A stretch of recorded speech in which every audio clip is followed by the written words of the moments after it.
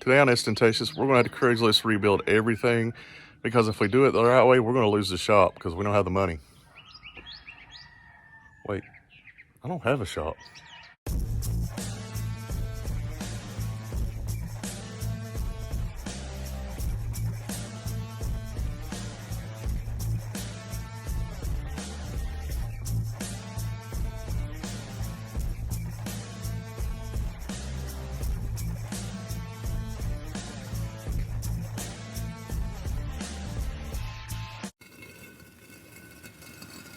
Hey, before we start today's video, just want to say thank you.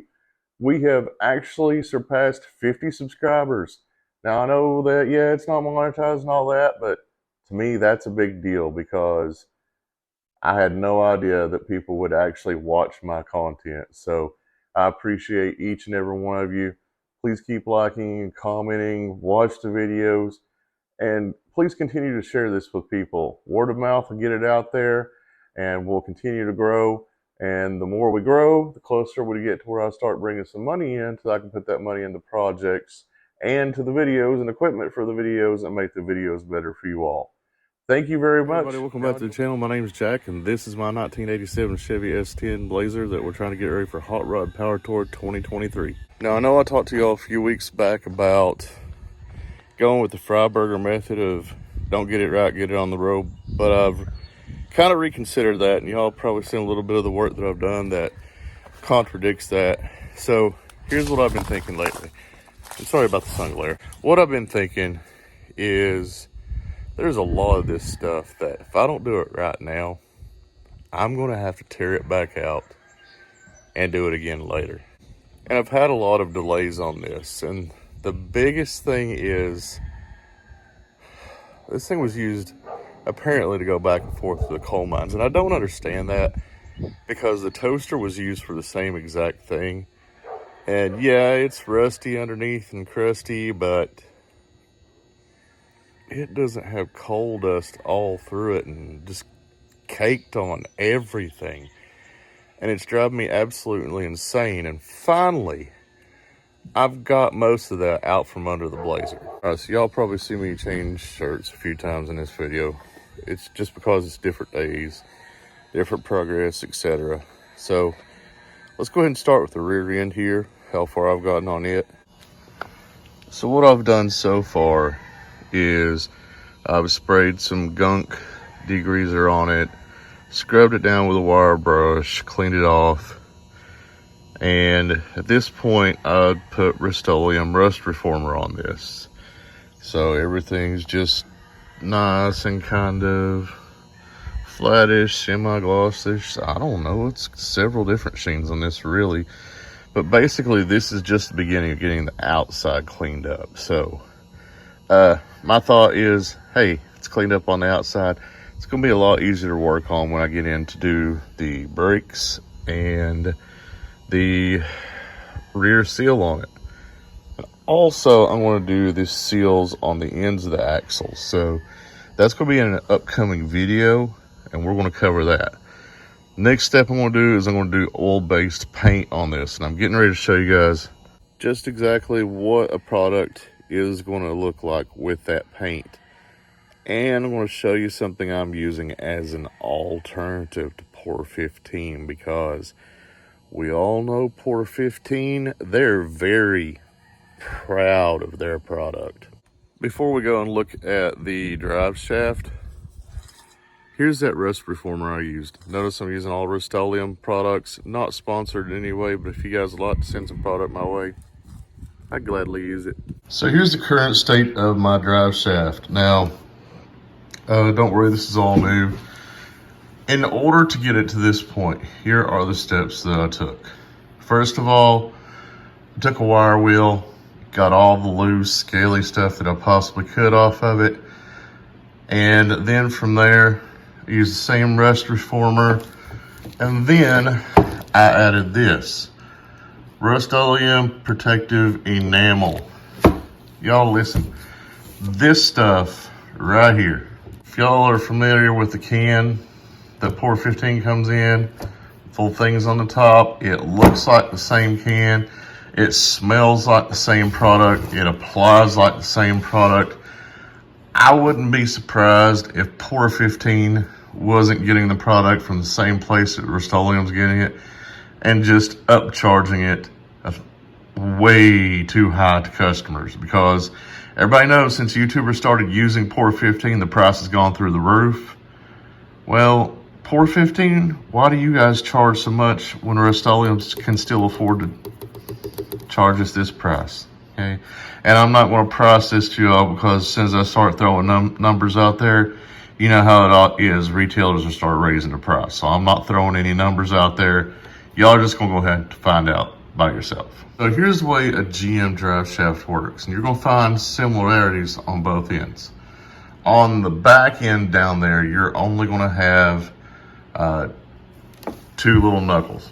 Okay, you're not going to have 4 knuckles like this has to. And when I say knuckles, it bends back and forth in a knuckle, right? So what you're going to do is, if your drive shaft has never had U-joints put in it before, right there and right there, generally on both sides of every knuckle, and y'all excuse it in there not being completely painted, that's never going to show anyway that anybody will ever see. But what you do is you're going to come around, and if you're going to use those little Coleman cans, those little all-purpose propane cans, or maybe 2 of the similar cans of MAP gas, I suggest using 2, okay? And what you'll want to do is you'll want to come around right here on this flat part here. Don't come over here. Do not come there. But come around this and continuously heat this up and heat it up. You may have to go 5 or 10 minutes of heating until you get any kind of a result. But what's going to happen is, if this has never been out before, right here you will have nylon that GM has injected into this drive shaft. And when they inject it, what it does is it fills in the crack all the way around here. It still allows for movement, but it fills in that gap and keeps this U-joint from ever coming out. And believe me, it will keep it from coming out. Once you get that all heated up, it's going to be kind of gross. And excuse me for saying this, but have y'all ever watched Dr. Pimple Popper or squeezed a really, really bad pimple? Like a lot of wormy infection comes out. That's what it's going to look like, okay? And don't just settle for this much coming out. Let it flow. Let it all come out, okay?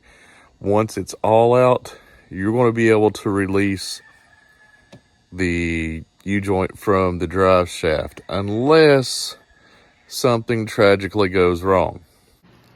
Now at this point, here's what you want to do. You want to take some kind of socket that is bigger than that, and you're just going to sit this down on top of the socket and get another socket or an extension that you don't care to beat up and possibly even ruin.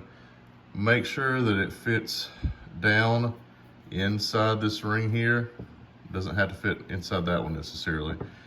And you'll just beat that out, and this cap will fall into the socket down here. You flip it over, you do the same thing, and you can move it back and forth and pop the U-joint out. And of course, if you're on this side, you do want to get this yoke. You want to get these 2 out first, okay? Because I promise you, take the yoke out and try to beat them out, this yoke's just going to fly everywhere. Use the way of the drive shaft to hold it in place while you're taking the yoke off. So this is the direction you want to start in. Then move to the other direction. Oh, by the way, grease zerks. In case y'all wondered, first gen S10s and Blazers 2-wheel drive, if you're going Moog, you're going to be able to put grease zerks in them and go serviceable, as opposed to the originals that are not serviceable, which is probably going to extend life if you take care of them. It's a Moog 235. Now in my case, I actually had to go to a local garage, and it's a small garage. It's not one of these chain stores that'll rip you off just because you walked in there. Basically what I did, he charges like $20 an end. I'm not going to mention the garage because, you know, I don't want to set expectations for pricing for anyone. But he was able to put the new U-joint in the end that I already had out, and then the other end, he actually couldn't even get it out of there with like 1,500 pounds on a press. Okay, he had to break out the acetylene torches, heat it all up, and get it out. So I don't think all the nylon came out of it, even though I heated it and heated it and heated it and tons came out. I still think there was some in there holding it, but luckily it was very affordable just to have it done for me because I don't have the tools. Alright, so y'all probably seen videos of rear ends and the Blazer up on wheels and blocks for weeks and wondering what's going on. Is this all 1 week of progress or what is it? No guys, I work for a living, okay? This is what happens in the little bit of time that I have. Under here, this gas tank mount, that's going to come off there. I'm just going to use the tube off the toaster over here. But I've got most of the way up. I have this all undercoated now, and the Rust-Oleum oil-based paint done in. I got just a little bit left whenever I get the front up on 4x4s as well as the rims as well. And that's it. Got the brake lines stripped out. As soon as those brake lines come in, guys, I'm going to be taking those, putting them on, putting the leaf springs on, putting the rear end back in, rebuilding the rear end. I'm going to be putting the gas tank in, which will probably happen before the rear end goes in. There's a lot of work that's coming up really soon on the Blazer. In fact, I actually have a full week off work that I took off to dedicate to working on the Blazer. So hopefully we'll have enough time to make a ton of progress. Hopefully get the toaster moved over here onto the driveway from right there where it's at, which I've got a game plan for that. No, it's not using a jack stand, okay, or a jack, or whatever, okay. This is going to be a little bit more traditional, but I'm going to move the toaster right into here and back it in next to the Blazer. That way, whenever I get ready to take the gas tank out, it'll go boom, boom, done. By the way, you all know I've got a new gas tank. You've seen the videos. If you haven't, go back and watch them. But also, I'll be able to take the engine crane, take the engine out, put it over here with relatively little problem. Basically, that's my way of saying next week I'm going to be recording a few videos. So if y'all see like 3 or 4 videos pop up a few weeks in a row, I might be wearing the same exact clothes every single video, and everything looks like it's like, well, that was there last time I watched this. That's probably going to be why, okay? And by the time you watch some of those videos, I'll probably have a little more done than what you've seen. Hopefully a lot more. That's it for this episode of Ostentatious. I want to thank you guys for watching as always. Like, comment, subscribe, share. That sharing is working, guys. We're getting it out there. You guys saw at the beginning it said 51 subscribers. We're actually at 54 now. So I thank each and every one of you for any effort that you've made to reach out to anybody, say, hey, this guy's crazy and he does S10 stuff. So thank you guys. Have a great week, and we'll see you next time.